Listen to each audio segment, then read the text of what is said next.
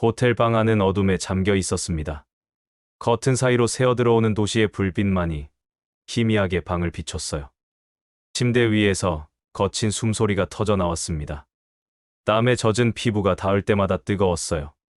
서윤의 손톱이 제 등을 타고 내려갔죠. 따가우면서도 전율이 일었습니다. 서윤의 허벅지가 제 허리를 감쌌어요. 부드러우면서도 힘이 있었죠. 몸이 맞닿을 때마다 신음이 흘러나왔습니다. 참으려 해도 참을 수 없었어요. 입술이 목덜미를 타고 내려갔습니다. 쇄골을 지나 어깨로 향했죠.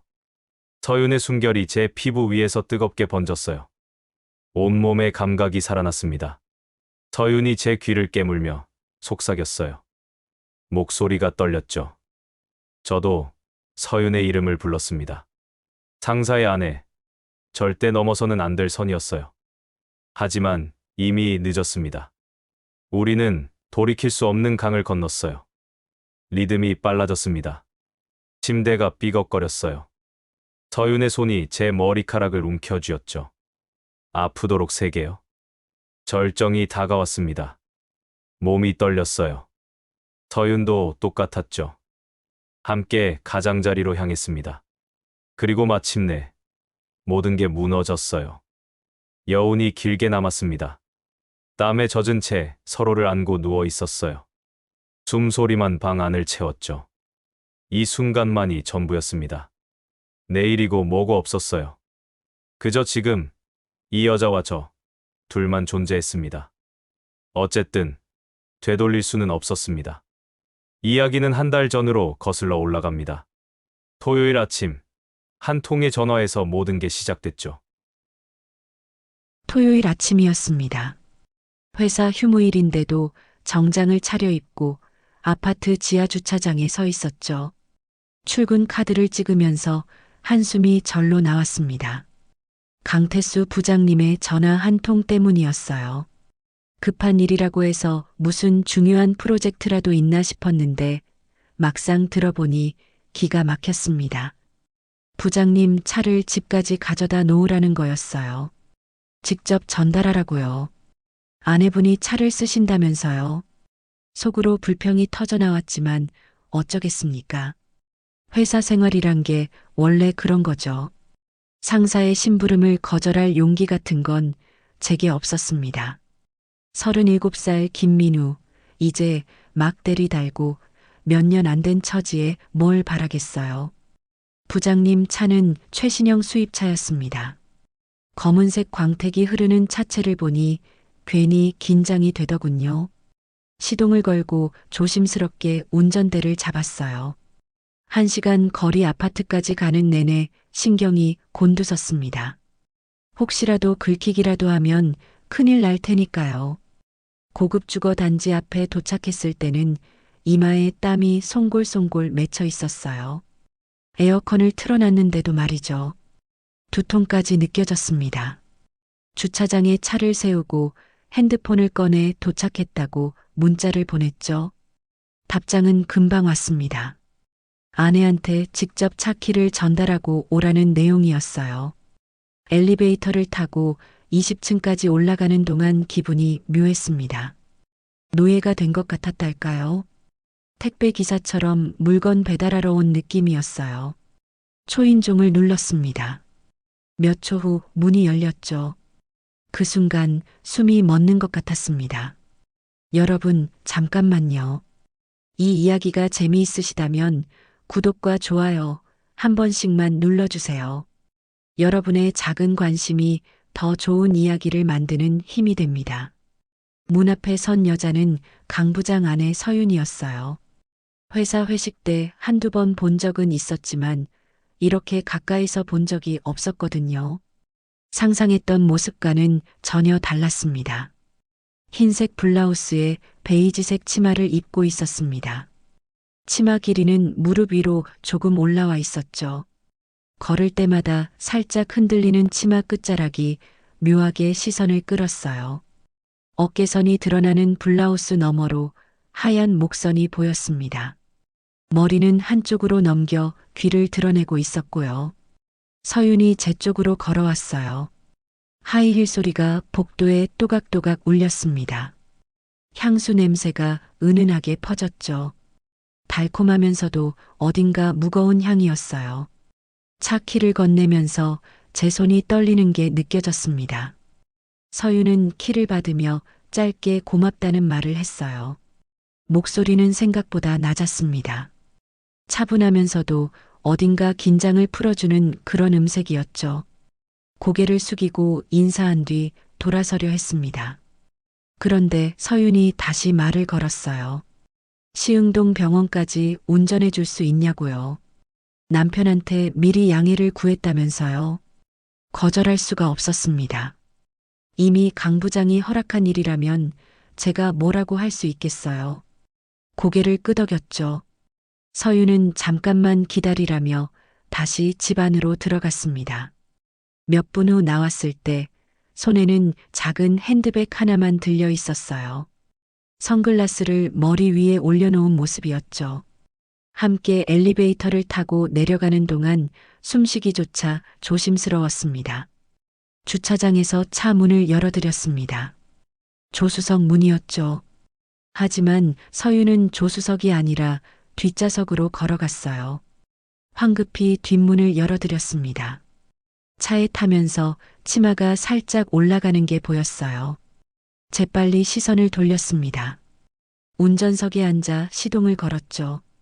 백미러로 뒷좌석을 힐끗 봤어요. 서윤은 벨트를 매고 창밖을 바라보고 있었습니다. 옆 얼굴이 햇빛에 비쳐 더 또렷하게 보였어요. 시흥동까지는 1시간이 넘는 거리였습니다. 내비게이션을 설정하고 출발했죠. 차 안은 조용했어요. 라디오를 틀까 말까 고민하다가 그냥 뒀습니다. 괜히 실례가 될 것 같았거든요. 신호등에 걸릴 때마다 백미러로 서윤을 슬쩍 봤습니다. 눈을 감고 있었어요. 자는 건지 그냥 쉬는 건지 알 수 없었죠. 긴 속눈썹이 볼에 그림자를 드리웠습니다. 입술은 연한 핑크색이었어요. 립스틱을 바른 것 같았는데 자연스러웠습니다. 강변북로를 달리면서 차창 밖 풍경이 빠르게 지나갔어요. 하지만 풍경보다 백미러 속 모습에 더 신경이 쓰였습니다. 운전에 집중해야 하는데 자꾸만 시선이 그쪽으로 갔어요. 서윤의 다리가 살짝 꼬여 있었습니다. 치마가 더 올라가 있었죠. 허벅지 선이 드러났어요. 하얀 피부에 매끈한 곡선이었습니다. 침을 삼켰어요. 심장이 빠르게 뛰기 시작했죠. 이게 뭐 하는 짓인가 싶었습니다. 상사의 아내를 이런 눈으로 보다니요. 하지만 시선을 떼기가 쉽지 않았어요. 금지된 것일수록 더 끌리는 이상한 충동 같은 거였습니다. 병원 근처에 도착했을 때쯤 서윤이 눈을 떴어요. 하품을 작게 하더니 핸드백을 챙겼습니다. 병원 입구 앞에 차를 세웠죠. 내리려는 서윤을 위해 얼른 내려서 문을 열어드렸어요. 차에서 내리는 모습을 봤습니다. 하이힐을 신은 발이 먼저 나왔어요. 그 다음 다리가 보였고요. 일어서면서 치마를 정리하는 손동작이 우아했습니다. 서윤은 고맙다는 말을 짧게 하고는 병원 안으로 걸어갔어요. 차 안에서 기다렸습니다. 에어컨을 켜고 핸드폰을 만지작거렸죠. 시간이 천천히 흘러갔어요. 30분쯤 지났을까요? 핸드폰이 울렸습니다. 서윤이었어요. 병원 일이 끝났으니 나오겠다는 내용이었습니다. 차에서 내려 병원 입구 쪽을 바라봤어요. 잠시 후 서윤이 나타났습니다. 햇빛 아래서 보니 더 눈부셨어요. 선글라스를 쓴 모습이었죠. 차에 타면서 한 군데 더 들러야 한다고 했습니다. 호텔이라고 했어요. 친구를 만나야 한다면서요. 호텔이라는 단어에 머릿속이 복잡해졌습니다. 왜 호텔인지 무슨 일인지 궁금했지만 물어볼 수 없었어요. 저는 그저 운전기사일 뿐이었으니까요. 호텔까지는 20분 정도 걸렸습니다. 시내 중심가에 있는 고급 호텔이었어요. 정문 앞에 차를 세웠죠. 서윤은 내리면서 잠깐만 기다려달라고 했습니다. 1시간 정도면 끝날 거라면서요. 로비로 걸어 들어가는 뒷모습을 봤어요. 하이힐 소리가 대리석 바닥에 울렸습니다. 주변 사람들의 시선이 서윤에게 쏠렸죠. 당연했어요. 저렇게 아름다운 여자가 혼자 호텔로 걸어 들어가면 누구나 쳐다볼 수밖에 없으니까요. 주차장으로 차를 옮겼습니다. 시동을 끄고 의자를 뒤로 젖혔어요. 한숨이 나왔습니다. 토요일 아침부터 이게 뭐 하는 짓인가 싶었죠. 회사 업무도 아니고 그냥 개인 심부름꾼이 된 기분이었어요. 하지만 동시에 이상한 감정도 들었습니다. 서윤과 함께 있는 이 시간이 썩 나쁘지만은 않았거든요. 오히려 묘한 설렘 같은 게 있었어요. 금지된 영역에 발을 들여놓은 것 같은 긴장감이랄까요? 핸드폰으로 시간을 확인했습니다. 30분이 지났어요. 지루함을 달래려고 뉴스를 보다가 음악을 들었습니다. 그러다 문득 궁금해졌어요. 호텔 안에서 뭘 하고 있을까? 정말 친구를 만나는 걸까? 50분쯤 지났을 때 핸드폰이 울렸습니다. 서윤이었어요. 로비로 나오라는 메시지였죠. 얼른 차에서 내려 호텔 로비로 갔습니다. 서윤은 소파에 앉아 있었어요. 다리를 꼬고 핸드폰을 보는 모습이었습니다. 제가 다가가자 고개를 들었죠. 선글라스 너머로 눈이 마주쳤어요. 차로 돌아가는 길에 나이를 물어왔습니다. 갑작스러운 질문에 당황했지만 대답했어요. 37이라고요. 서윤이 작게 웃었습니다. 자기도 그렇다면서요. 동갑이라는 말에 묘한 기분이 들었어요. 갑자기 거리가 좁혀진 것 같았달까요? 상사의 아내라는 벽이 조금 낮아진 느낌이었습니다. 차에 타서 출발하려는데 서윤이 또 말했어요. 집으로 바로 가지 말고 한강 쪽으로 가자고요. 드라이브를 하고 싶다면서요. 고개를 끄덕였습니다. 거절할 이유가 없었어요. 아니, 솔직히 말하면 거절하고 싶지 않았습니다. 이 시간이 계속되길 바라는 제 자신을 발견했거든요. 강변도로를 천천히 달렸습니다. 한강이 햇빛에 반짝였어요. 서윤은 창문을 조금 내렸습니다. 바람이 차 안으로 들어왔죠. 머리카락이 바람에 날렸어요. 한참을 달리다가 차를 세우라고 했습니다.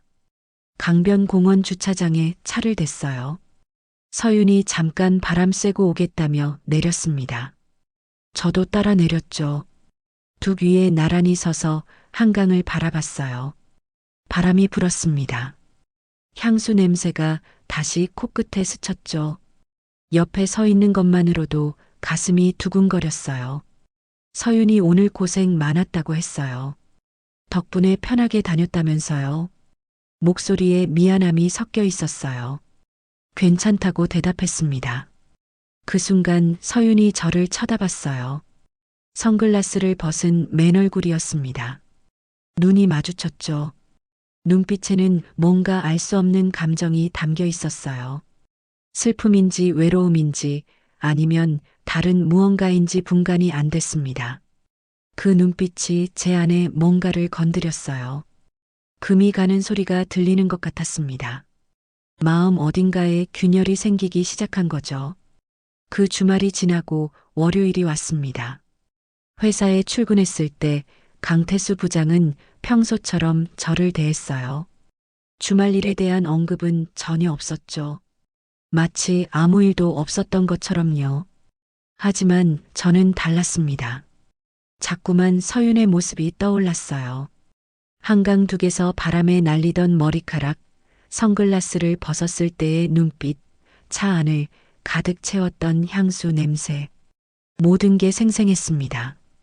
업무에 집중하려 애썼지만 쉽지 않았어요. 서류를 보다가도 멍하니 창밖을 바라보곤 했죠. 동료가 말을 걸어도 제대로 듣지 못할 때가 많았습니다. 화요일도 수요일도 그렇게 흘러갔습니다. 서윤 생각을 지우려 애썼어요. 이러면 안 된다는 걸 알았습니다. 상사의 아내를 떠올리는 것 자체가 위험한 일이었으니까요. 하지만 마음대로 되지 않았습니다. 목요일 오전 강태수 부장이 갑자기 출장을 가게 됐습니다. 부산 쪽 거래처 문제로 급하게 내려가야 한다면서요. 이틀 정도 걸릴 거라고 했죠. 그날 저녁 늦게까지 회사에 남아 일했습니다. 집중하려고 애썼어요. 서윤 생각을 떨쳐내고 싶었습니다. 하지만 사무실을 나서는 순간 핸드폰에 모르는 번호로 문자가 왔습니다. 내용을 보는 순간 호흡이 멎는 줄 알았어요. 서윤이었습니다. 내일 시간 되냐는 물음이었죠. 손이 떨렸습니다. 답장을 해야 할지 말아야 할지 한참을 고민했어요. 핸드폰을 들었다 놓았다 반복했습니다. 이성은 거절하라고 소리쳤지만 몸은 달랐습니다. 결국 답장을 보냈습니다. 가능하다고요. 전송 버튼을 누르는 순간 돌이킬 수 없는 선을 넘는 기분이었어요. 서윤이 보낸 주소는 지난번 그 호텔이었습니다. 퇴근 시간에 맞춰 오라는 내용이었어요. 금요일 하루는 시간이 너무 빨리 가는 것 같으면서도 느리게 흘렀습니다. 퇴근 시간이 되자 서둘러 회사를 나왔어요. 차를 몰고 호텔로 향했죠. 운전하는 내내 긴장감이 온몸을 감쌌습니다. 이게 맞는 건가? 지금이라도 돌아가야 하는 거 아닌가? 온갖 생각이 머릿속을 어지럽혔어요. 호텔 주차장에 차를 세웠습니다. 한참을 그대로 앉아 있었어요. 심호흡을 몇 번 했습니다. 그리고 차에서 내렸죠. 로비로 들어서는데 다리에 힘이 없었어요. 엘리베이터를 타고 서윤이 알려준 층수 버튼을 눌렀습니다. 올라가는 동안 거울에 비친 제 얼굴을 봤어요. 창백했습니다. 복도를 걷는데 발소리가 유난히 크게 들렸어요. 방 번호를 확인하고 문 앞에 섰습니다. 노크를 하려는데 손이 공중에서 멈췄죠. 그때 문이 열렸습니다. 서윤이 서 있었어요. 흰색 가운을 걸친 모습이었습니다. 머리는 젖어 있었죠. 샤워를 막 한 것 같았어요. 안으로 들어오라는 말에 천천히 걸음을 옮겼습니다. 문이 닫히는 소리가 들렸어요. 가슴이 귓가에서 쿵쾅거렸습니다. 방 안은 조용했습니다. 커튼이 쳐져 있어 어두웠어요. 침대 옆 스탠드만 켜져 있었죠. 은은한 조명이 방 안을 비췄습니다. 서윤이 제 앞에 섰어요. 가운 사이로 쇳골이 보였습니다. 젖은 머리에서 물방울이 떨어졌죠. 향수 냄새가 아니라 샴푸 냄새가 났어요. 더 자극적이었습니다. 말없이 서로를 바라봤습니다. 시간이 멈춘 것 같았어요. 서윤의 손이 제 셔츠 단추에 닿았습니다. 천천히 단추를 풀기 시작했죠. 그대로 서 있었습니다. 움직일 수가 없었어요. 아니, 움직이고 싶지 않았습니다. 마지막 단추까지 풀린 순간 서윤이 제 셔츠를 벗겼어요. 입술이 제 목에 닿았습니다. 뜨거웠어요. 숨결이 피부를 스쳤죠. 저도 서윤을 안았습니다. 가운이 바닥에 떨어졌어요. 그날 밤 우리는 선을 넘었습니다. 돌이킬 수 없는 선을요. 땀과 숨소리만이 방 안을 채웠어요. 시간이 얼마나 흘렀는지 알 수 없었습니다. 새벽녘이었어요.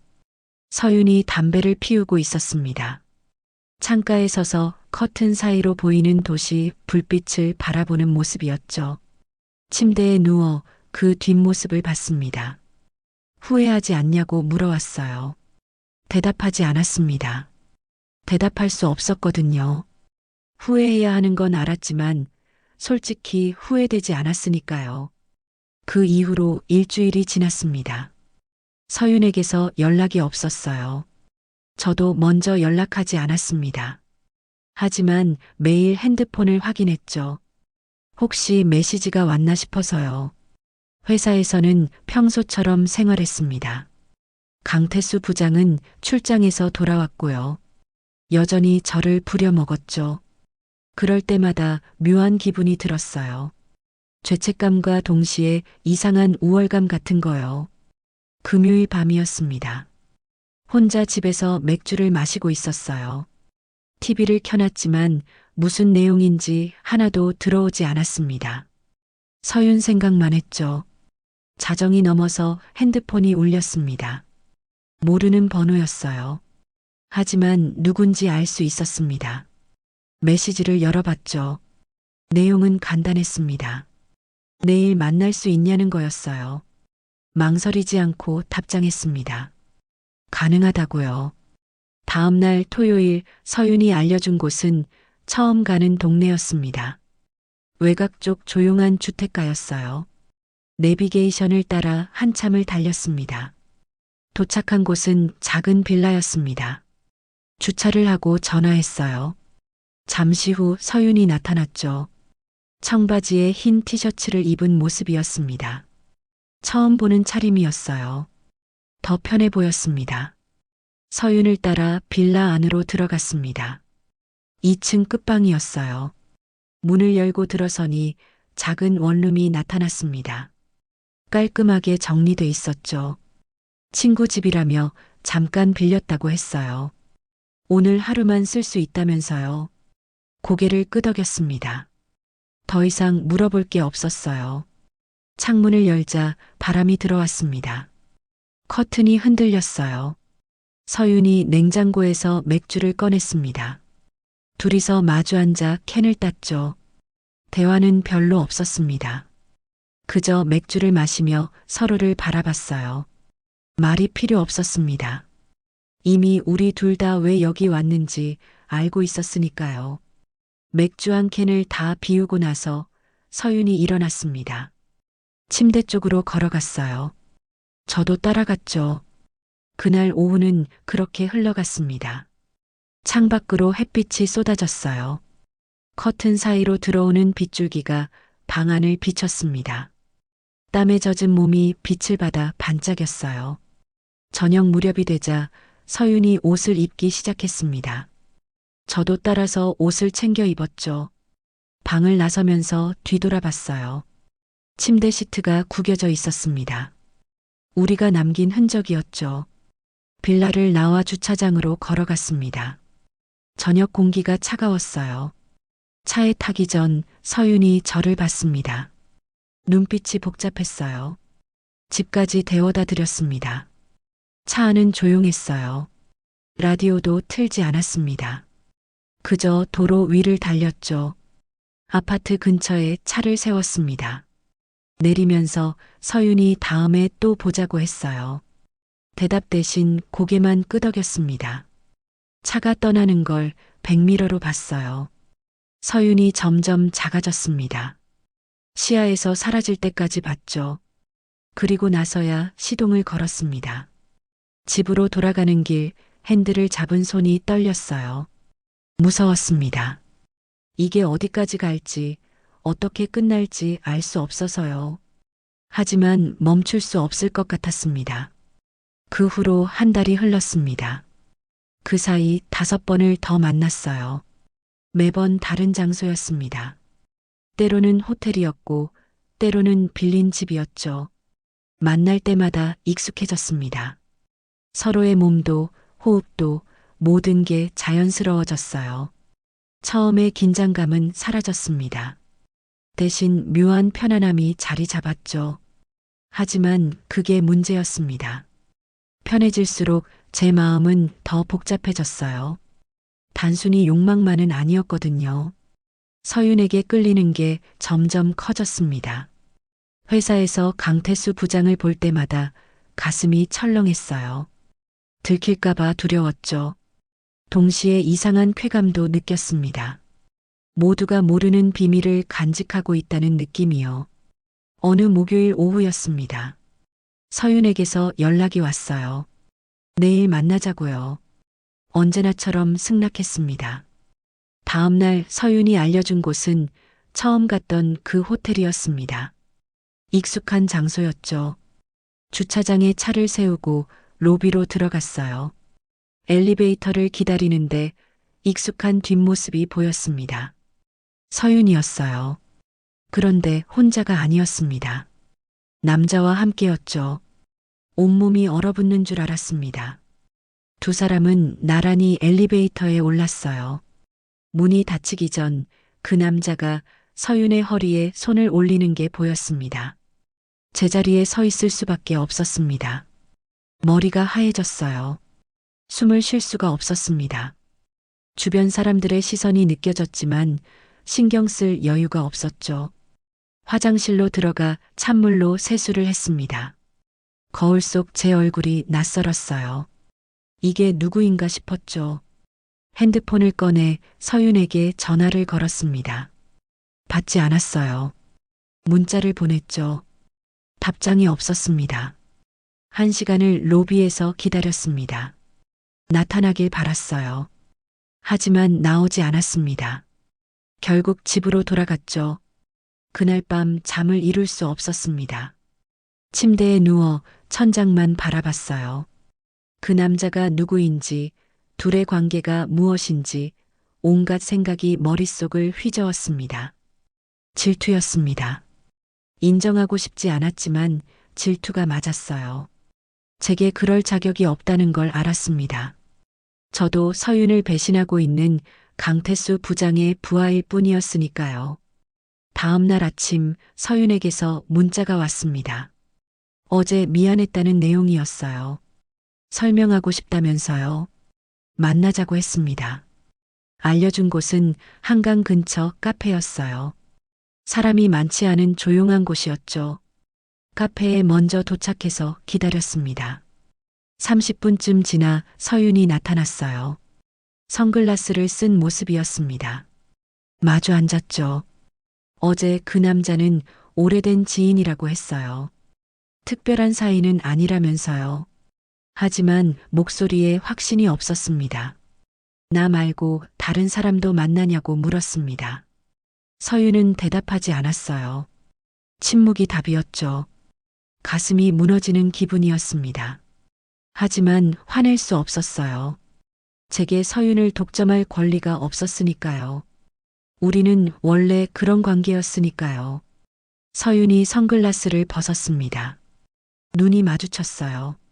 눈빛에는 미안함도 슬픔도 아무것도 없었습니다. 그저 담담했죠. 우리는 서로 필요한 것을 나누는 사이라고 했어요. 그 이상도 이하도 아니라면서요. 감정을 섞으면 안 된다고요. 알고 있었습니다. 처음부터 알았어요. 하지만 인정하고 싶지 않았습니다. 이미 제 감정은 선을 넘어버렸거든요. 카페를 나왔습니다. 헤어지면서 서윤이 다음 주에 보자고 했어요. 대답하지 않았습니다. 그저 돌아서서 걸어갔죠. 일주일 후 결국 다시 만났습니다. 서윤의 연락에 거절하지 못했어요. 아니, 거절하고 싶지 않았습니다. 이미 제 안에서 서윤은 떼어낼 수 없는 존재가 되어 있었거든요. 그날도 호텔이었습니다. 방 안에서 우리는 말없이 서로를 탐했어요. 전보다 더 격렬했습니다.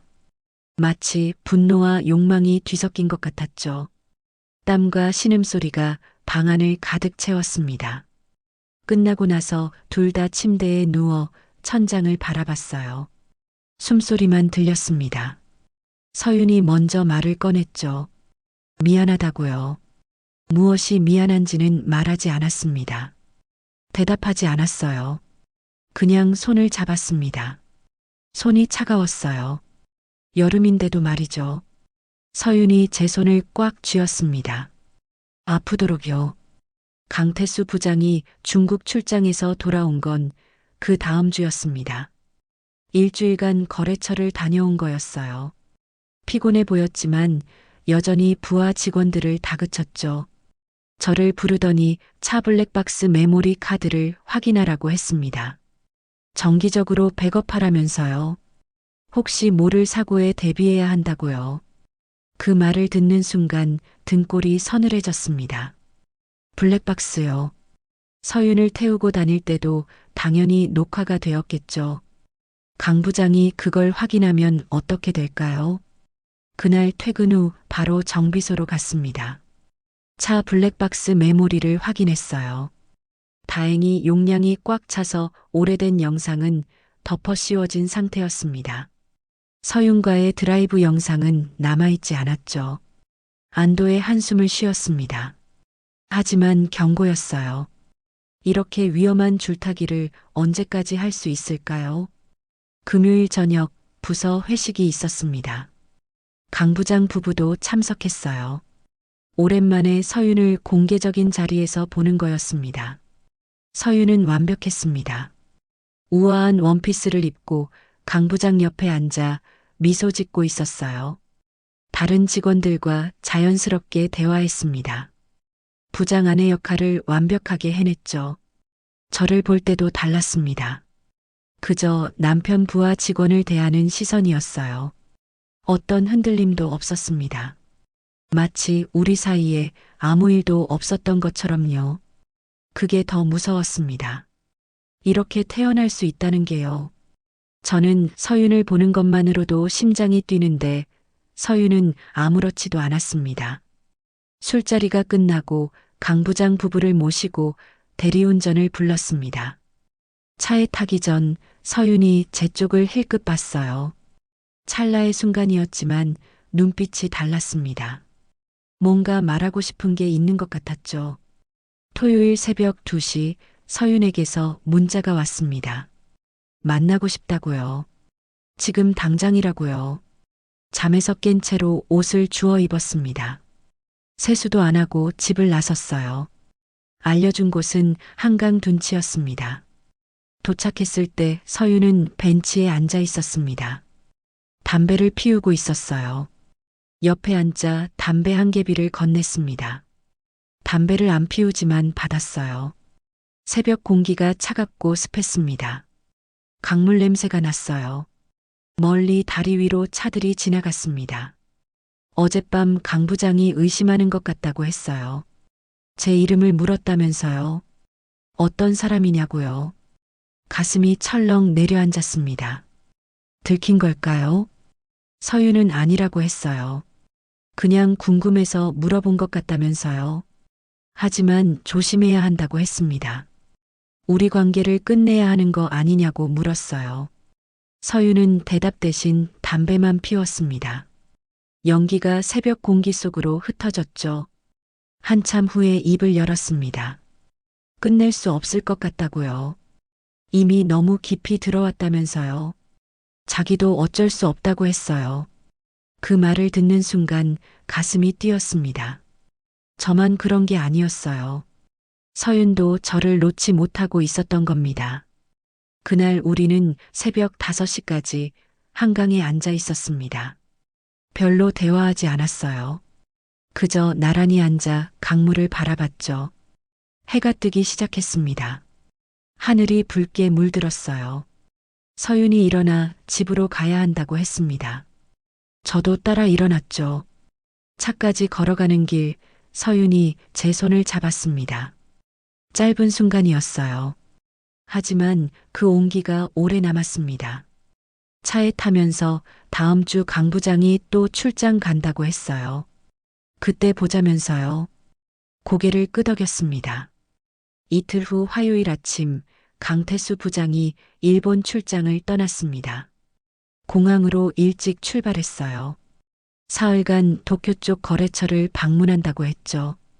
그날 저녁 서윤에게서 연락이 왔습니다. 오늘 만나자고요. 그런데 메시지 톤이 달랐어요. 뭔가 무거운 느낌이었습니다. 불러준 곳은 처음 만났던 그 빌라였습니다. 친구 집이라던 그곳이요. 차를 몰고 가는 내내 불안했어요. 예감이 좋지 않았습니다. 도착해서 올라갔습니다. 문을 두드리자 서윤이 나왔어요. 검은색 원피스를 입고 있었습니다.